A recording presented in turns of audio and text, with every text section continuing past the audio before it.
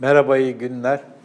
Burada Medyaskop'ta yaptığım yayınları takip edenler bir takım hususların, Türkiye ile ilgili bir takım hususların altını ısrarla çizdiğimi biliyorlardır. Tekrar sıralayayım. Öncelikle Türkiye'de siyasal İslam'ın, İslamcılığın çok ciddi bir kriz ve hatta iflas içerisinde olduğunu ve bunun da özellikle son birkaç yıldır çok net bir şekilde görünür olduğunu söylüyorum ve bu Adalet ve Kalkınma Partisi İslami bir hareket olarak ortaya çıkmasına rağmen ya da oradan gelmesine rağmen bu krizin derinleşmesine, siyasal İslam'ın krizinin derinleşmesine ve hatta bana göre Türkiye'de iflas etmesine yol açtı. Bir başka argümanım Türkiye'de cihadi selefillik olarak adlandırılan akımların yani IŞİD gibi, El-Kaide gibi akımların sanıldığından ve umulduğundan çok daha yüksek düzeyde olduğunu, bunun ciddi bir kitle tabanı olduğunu ve giderek oluştuğunu, aynı zamanda kitle tabanına ek olarak da bir örgütlenmenin yaşadığını düşünüyorum. Bunu dile getiriyorum. Bir başka husus da reisçilik olarak adlandırdığım, yani Türkiye'de Adalet ve Kalkınma Partisi iktidarının sadece Tayyip Erdoğan'ın elinde tekelleşmesiyle beraber bir AK Parti hareketinin bir Tayyip Erdoğan hareketine dönüşmesiyle beraber bunun bir Erdoğancılıktan hatta daha sonra kendi tabirleriyle reisçiliğe evrilmesinin yaşandığını ve bu reisçiliğin de içindeki ideolojik politik özden arındığı için, ondan uzaklaştığı için ve iktidarın çoğulculuktan, bir kolektif akıldan tek bir tekele indirgenmesine bağlı olarak ciddi bir kriz yaşadığını düşünüyorum ve bu krizin derinleştiğini düşünüyorum. Yani Tayyip Erdoğan iktidarı tek elinde topladıkça yalnızlaşıyor, yalnızlaştıkça ülkeyi yönetmekte daha da zorlanıyor ve yönetemez hale geliyor. Sonuç olarak ülke yönetiminde tek isim Tayyip Erdoğan olunca da buradan hareketle Tayyip Erdoğan'ın krizi aslında Türkiye'nin bir yönetim krizine dönüştüğünü görüyoruz. Bir diğer husus da muhafazakar orta sınıfların belli bir süreden itibaren Erdoğan'a ve Erdoğan'ın politikalarına, yönetme tarzına karşı çok yüksek sesle dile gelmese de bir itirazın olduğu, bir mesafe koymanın başladığını gözlüyorum.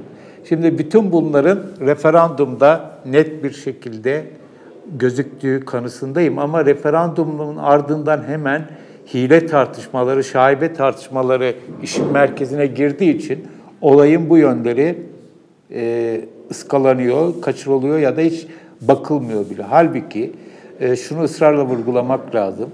Bu referandum resmi Yüksek Seçim Kurulu rakamlarıyla bitmiş olsa bile, gerçekten böyle bitmiş olsa bile, yani 51.4 gibi bir evet oy oranı ve 48.6 gibi bir hayır oranı sahiden yaşanmış olsa bile bu benim söylediğim hususların kanıtıdır. Normal şartlarda bu kadar güçlü olan, karşısında muhalefetin çok zayıf olduğu, bir güçlü liderlerin olmadığı Tayyip Erdoğan'ın kendisini ortaya sürdüğü bu referandumda %60 civarı bir oy alması beklenirdi ki kendisi de zaten son katıldığı televizyon konuşmalarında buna benzer rakamlar telaffuz etmişti.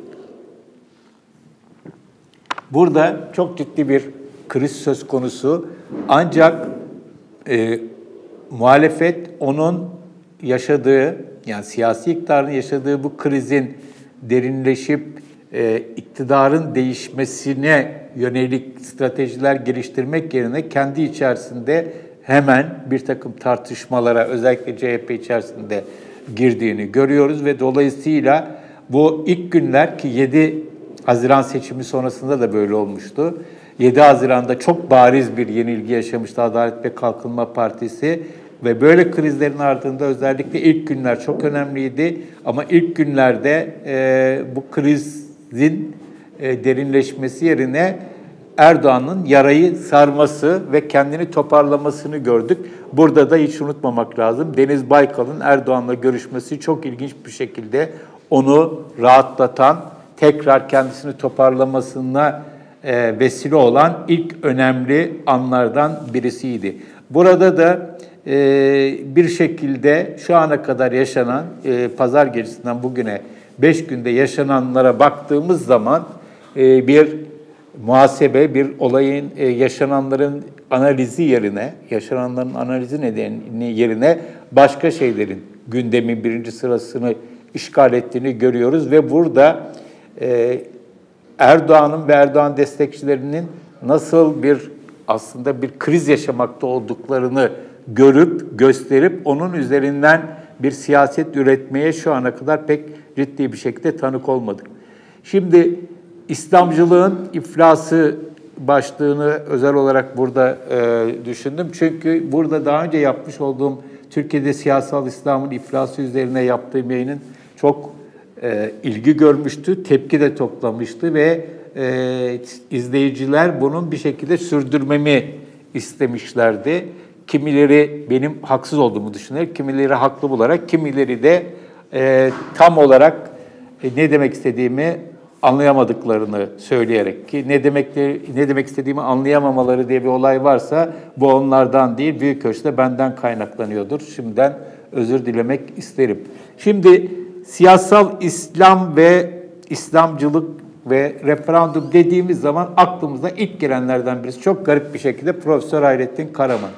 Hayrettin Karaman yazdı, dedi ki evet oyu vermek farzdır. Yani özetle söylüyorum. Şimdi bu acayip bir olay. Yani özellikle benim için çok acayip bir olay. Hayrettin Karaman'ı tanıyanlar için çok acayip bir olay.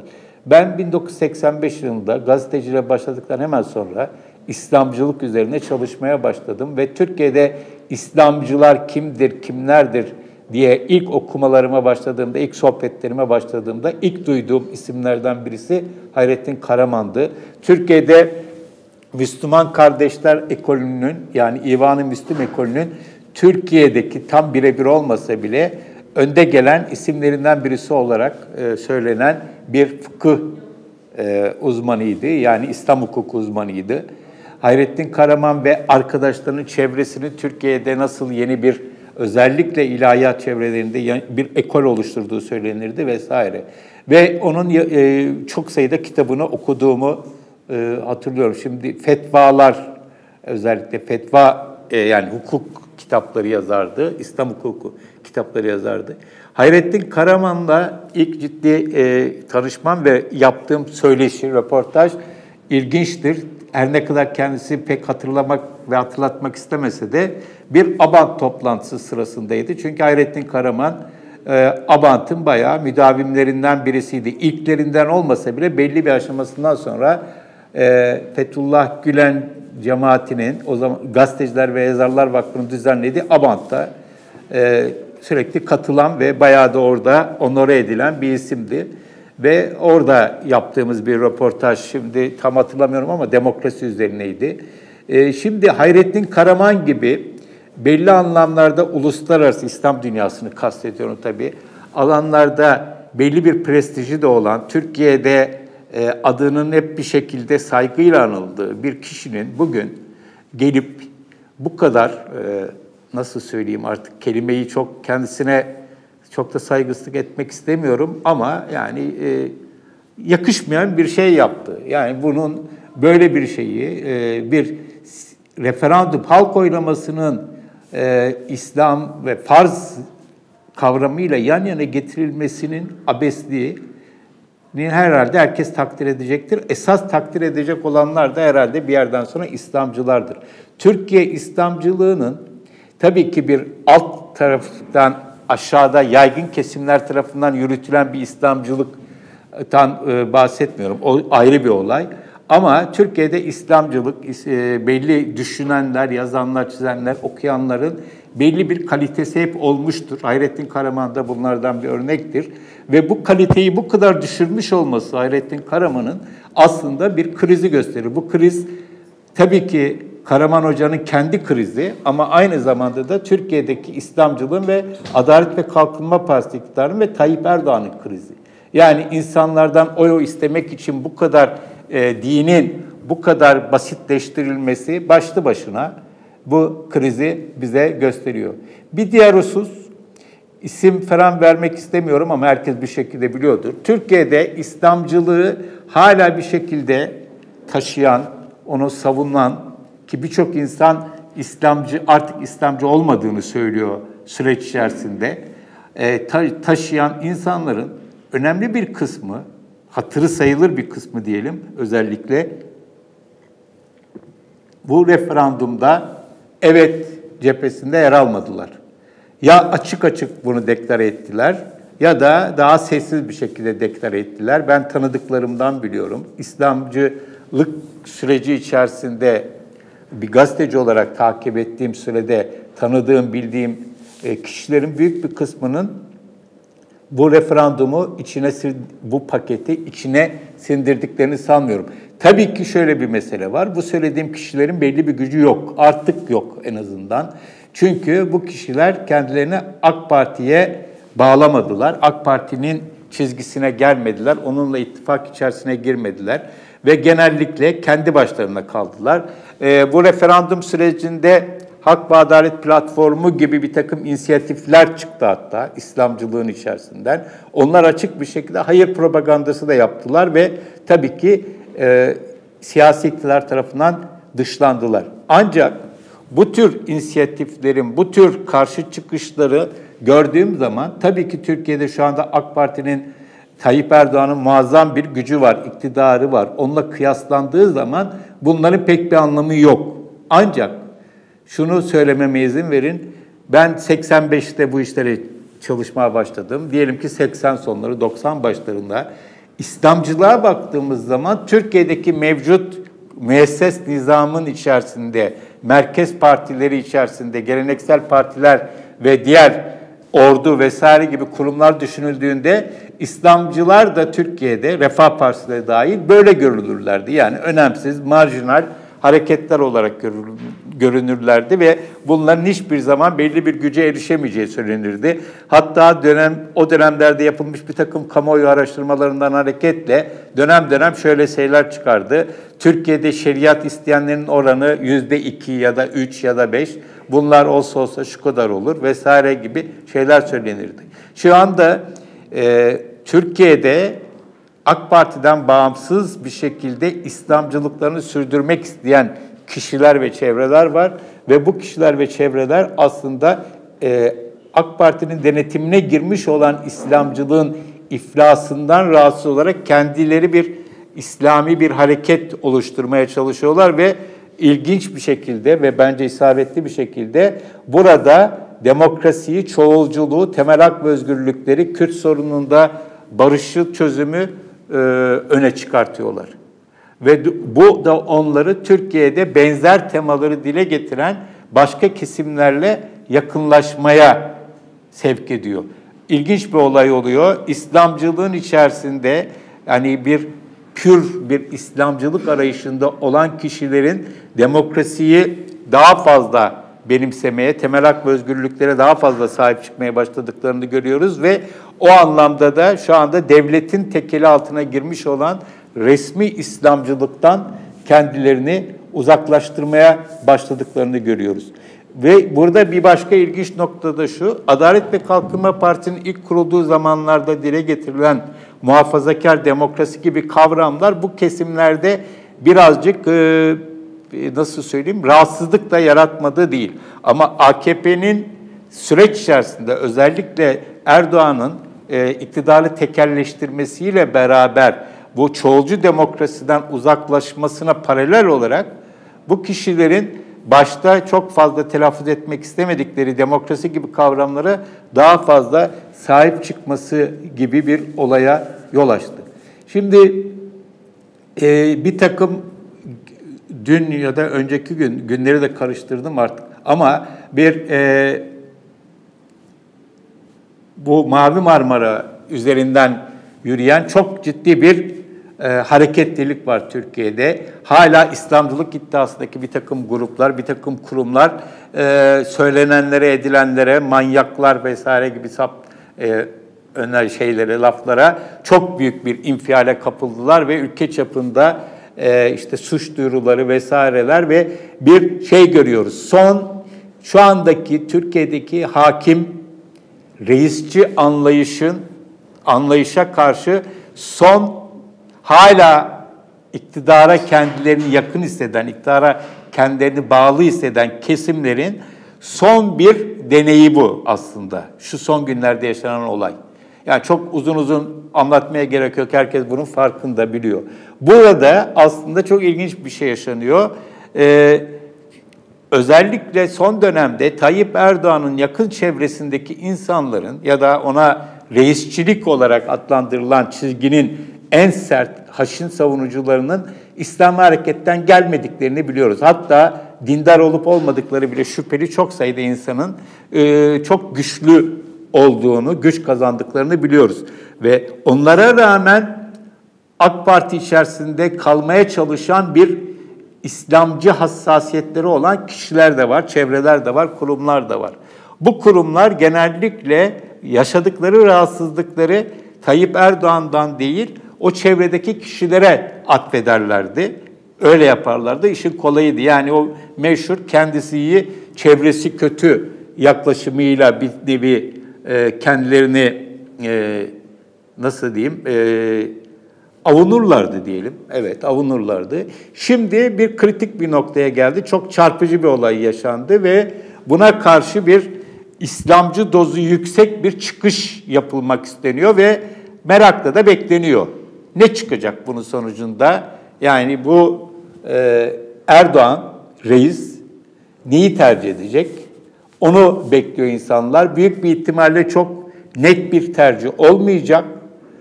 Normal şartlarda o söylenen sözlerin %1'ini diyelim ki benim gibi bir gazeteci etmiş olsaydı başına 1001 şey gelecekken bakalım burada ne olacak. Ama burada bir yerden sonra kimin neyi, niçin ettiği, ötekiler ona niçin tepki gösterdi meselesinin fazla bir anlamı yok. Buradaki sorun şu: Türkiye'de İslamcılık devletin gündemine girince, resmileştikçe İslamcılık olmaktan çıktı.